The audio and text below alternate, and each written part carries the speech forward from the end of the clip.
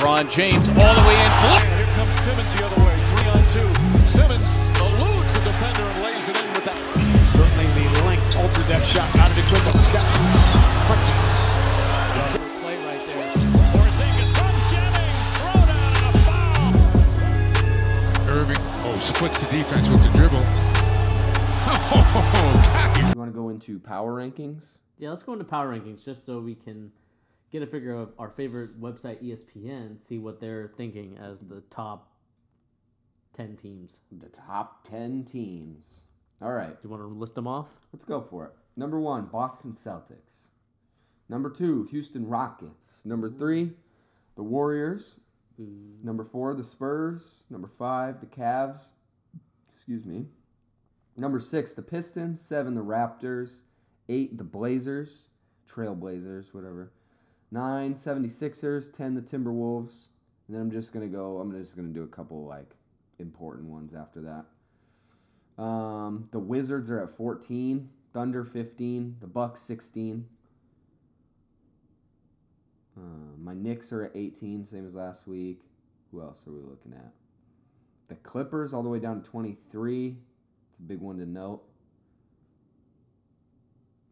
I mean, other than that, not a lot of notable positions. The Grizzlies at 21, I guess, is kind of a big one, too, to be that low. But that has a lot to do with injuries for them. Yeah, I think also the one for the Wizards is also injury because I know John Wall's now out 2 weeks. Their team is still good enough to not be that low. Yeah. But I agree that they should be that low. They should honestly probably be in that 14 or 15 spot. Yeah. You could honestly probably swap them with the Thunder and I'd probably be happy. After the Thunder's big win over the Warriors, I would put them ahead of the Wizards. But that's just me. Because we saw flashes of what they could be. So what are we thinking, Bernie? What do we think about the power rankings? Any gripes with this list? Just off the go? I don't have any gripes, but I will say I agree with where the Clippers are at right now. Certainly. I mean, let's just think about where they were at the beginning of the year. They were at least top 10. Mm-hmm. You know, they lost Chris Paul to Houston. They have Blake Griffin. They have DeAndre Jordan. Now we're hearing trade rumors that DeAndre Jordan could be traded. Well, and don't forget they replaced Chris Paul with Patrick Beverley, who's, I mean, he's not Chris Paul, but he's pretty close. He's a great point guard. Yeah, he's a good point guard. I would say he was more of a six-man point guard to me.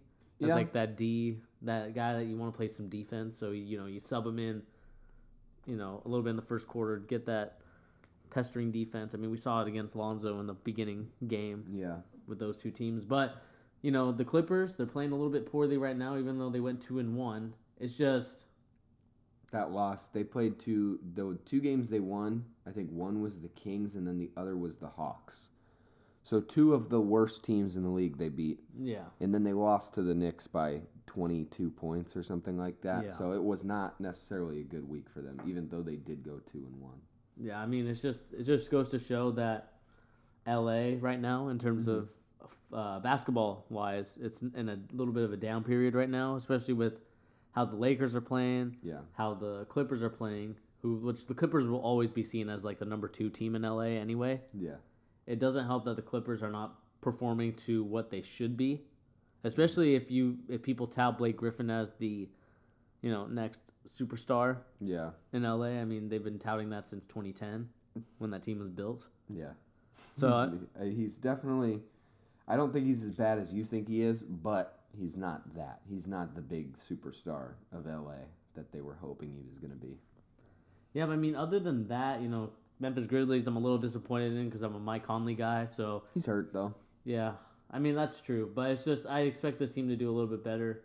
Lost all 4 games, definitely unacceptable.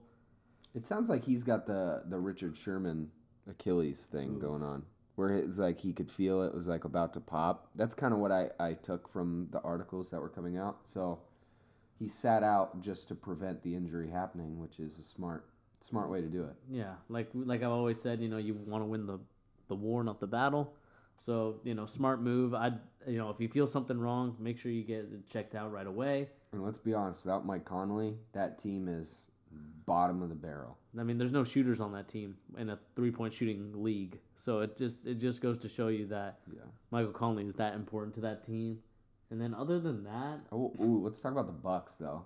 The Bucks, yes, we have to talk about them since they have our favorite Perrier water, Kristaps Porzingis. I don't know, why do I keep doing that? I did that last week too in the Thanksgiving thing. Giannis Antetokounmpo. Sorry. Giannis. Chris Middleton had another 40-point game on the season, which doesn't say much because I think they still lost that game. Or no, they actually won. They won against the Suns. That was their one win this last week. Yeah, I mean, they're not looking too hot. But I think they're kind of like, they're still on their training wheels, so to say. Yeah. I mean, it's still a young team. Yeah, they're a young team. I think people are just expecting a lot more. I'm expecting more out of this team, too. I am, too. And, there's no excuses for how they're playing right now. Their losses have come to the Mavericks, who are not very good. They barely won against the Suns, 113-107. And OT is no less. And then they lost to the Utah Jazz. They're a well-coached team, so that might be it. But, some of these losses that they had, kind of unexcusable, especially to the Jazz, especially to the Mavericks. I mean, the Wizards one I can understand, but the Mavericks and the Jazz, a little bit questionable there. They lost by 30 points to the Mavericks. Yeah. That's a bad team. It's not a good team, that's for sure. I mean, if we look at the stats here, Giannis had 17 and 24. 24 points, 17 rebounds, so he played well. But the rest of the team needs to step up because I'm seeing really low numbers. I mean, a lot of bagels here. I mean, Henson, I know he's just a rotation guy, but, when you play 20 minutes, I expect at least more than 5 points. Yeah.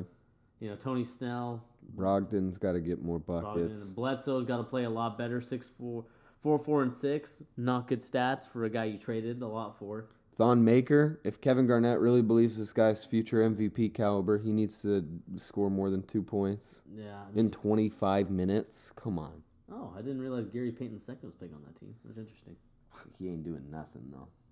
I actually do have a gripe about their power rankings. I think there's a team on here that's probably 3 or 4 spots too low. 3 or 4 spots too low, huh? Name them. Name it. Miami Heat. They're better than the 17th place on this list. Where were they last week? They were at 21, so they went up 4 spots, but I still think they're better than that. They beat the Celtics. Who else did they beat? They beat like 3 straight good teams. They beat the Timberwolves, Celtics. Oh, and I guess they beat the Bulls too. That's a crap team. But I told you guys last week, I told you, Bernie, I said that Heat game was going to be tough for the Celtics, and that was my pick for them to lose their streak. Mm-hmm. And it happened. Because this Heat team is really well coached. They have a lot of good players on the team. Mm-hmm. Remember, they went like 33 and, what'd they go, 33 and 10 to end the season last year? Mm-hmm. Something crazy like that. This team is better than their record suggests, just like a lot of the other teams in the league right now. But you're not convincing me that this team is playing worse than the Bucks are right now. They're not worse than the Thunder or even the Wizards. I would put them ahead of the Wizards on this list. Put them all the way up at 14 and then just move the other 3 down 1. That's my opinion, because I really do think if you put right now, let's put this Heat team in a playoff scenario compared to the Oklahoma City Thunder. I think whoever the Heat comes up against, they have a better chance of winning than the Thunder does in a 7-game series. Mm-hmm. I'm just trying to throw some love to the Heat fans. They're not getting enough right now. That's my opinion. Yeah, I mean, the Heat are doing very well. I like the way they've been playing. Eric Spoelstra, like we said, a very underrated coach. Mm-hmm. Everyone just thought it was a very LeBron James-oriented team. Let's remember, Spoelstra, very great coach, able to execute X's and O's. I mean, it showed last year when he went on that crazy run to get into the playoffs. Yeah. Which no one expected them to. So, good on them. They should be a little bit higher. I think they should be at least 1 or 2 spots higher. Maybe just a little below the Wizards, but definitely above the Bucks and the Thunder right now. Those 2 teams have been playing very poorly. Yeah. I mean, especially the Thunder, even though they got a very big win. Yeah. It's just Heat playing a little bit better than those 2 teams at the current moment. Mm-hmm. One more team I wanted to talk about that I don't think we talk about enough. The Denver Nuggets. I was actually going to say that. Denver Nuggets, dude. That's a good team. Despite the fact that they're going to be missing Paul Millsap for 3 months, I think, with his wrist surgery, that's still a good team to watch. If you guys are watching games and you haven't watched the Nuggets at all this year, watch them. They're like really fun to watch play, especially on offense. Like, goodness. Jokic he is a joke on offense in a good way. That's not a compliment usually, but I turned it into one. Yeah, check out the Nuggets. I like this team. They're at 11. They could end up a little bit higher than that at the end of the season. There's a couple teams on here I think they're a little bit better than, but I mean, it is the weekly power ranking, so it is what it is. But yeah, this is a good team. Yeah, I mean, it's a good team. I mean, I remember it wasn't this week, maybe it was last week when they played the Thunder. That was a great game. Emmanuel Mudiay went off in that game. That whole team, that whole roster plays so well. I forget the shooting guard for the Nuggets. I'm trying to remember his name. He actually played very well too. Let me see if I can find it real quick. You. Don't wanna. Jamal Murray, or is it Gary Harris? No, it was Gary Harris. That's who it was. Well, Jamal Murray's had some crazy games so far this season. He just put up a 30-point game the other day, I think. Yeah, but I mean, just going back to like that Thunder and Nuggets game, all the points that you see that the Nuggets scored balanced evenly well throughout the whole team. I mean, there's maybe 2 guys that didn't get more than 10 points. 3 guys that didn't get more than 10 points that game. Yeah. It's just beautiful to watch. The Thunder are playing very well. I expect this Nuggets team to be a surprising team now that I've watched a little bit more of the NBA. I mean, they're in 6th place right now in the West, which I think we're going to be talking about a little bit later about your disappointment in the West. Yeah. But, Nuggets been playing excellent, and they're definitely playing better than these teams below them. I mean, the Thunder, the Clippers, the Grizzlies, especially the Suns and the Mavericks. Certainly, yeah. Because I did expect the Nuggets to be around like that 11th to like 10th place kind of area. Yeah. Because that's where it seems like this Nuggets current generation and era is right now after that Carmelo trade and all that stuff that happened with him. Yeah. It's a good team, man. The Nuggets could actually they could make some noise in the playoff, playoff picture when it comes down to it. And then I just want to last one on this power rankings. Just a quick shout out to the Pistons, making it up to number 6. I like that. I was a big Pistons fan in the early 2000s, so I like the fact that they're having a good season. It's finally coming to fruition. Yeah, I mean, it's been a while since they've been like really good. It's been since the Sheed Wallace, the Chauncey Billups, Rip, Tayshaun, it's been all those guys. It's been a while. And I guess the catalyst of that would be, who would you think is the catalyst of that so far? Is it Andre Drummond, or is it not even a player, but more specifically a skill a player has? Andre Drummond and his free throw shooting.